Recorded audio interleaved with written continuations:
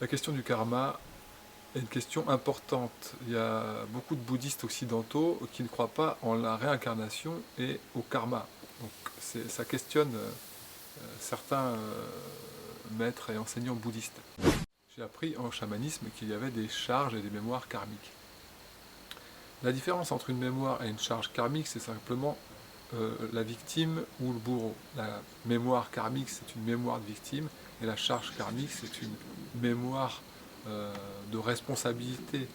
Et pour sortir de ces histoires, le plus important, c'est de prendre conscience que victime ou bourreau, voire même sauveur, si on est dans cette énergie-là et qu'on a encore une émotion. Par exemple, s'il y a la mémoire karmique de tristesse, c'est-à-dire que je porte la tristesse de ce qui s'est passé dans ma vie passée, alors cette tristesse, elle est en moi, et comme elle vibre en moi, eh bien, j'attire encore des expériences de tristesse.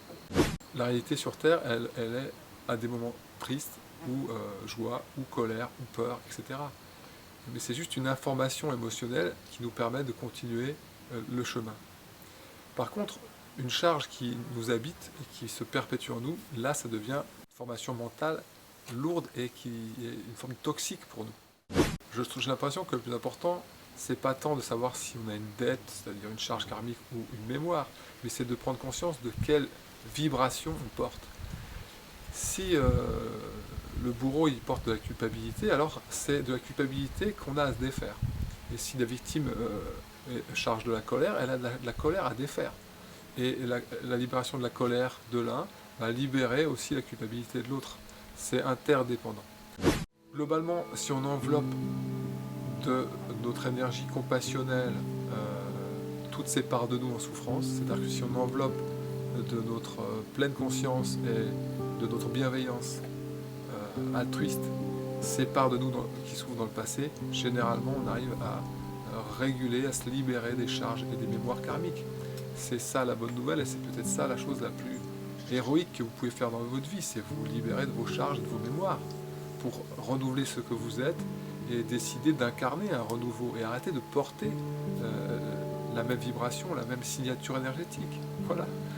Alors puissions-nous tous renouveler nos signatures énergétiques. Je m'y emploie et bonne pratique à vous tous. À bientôt. Au revoir.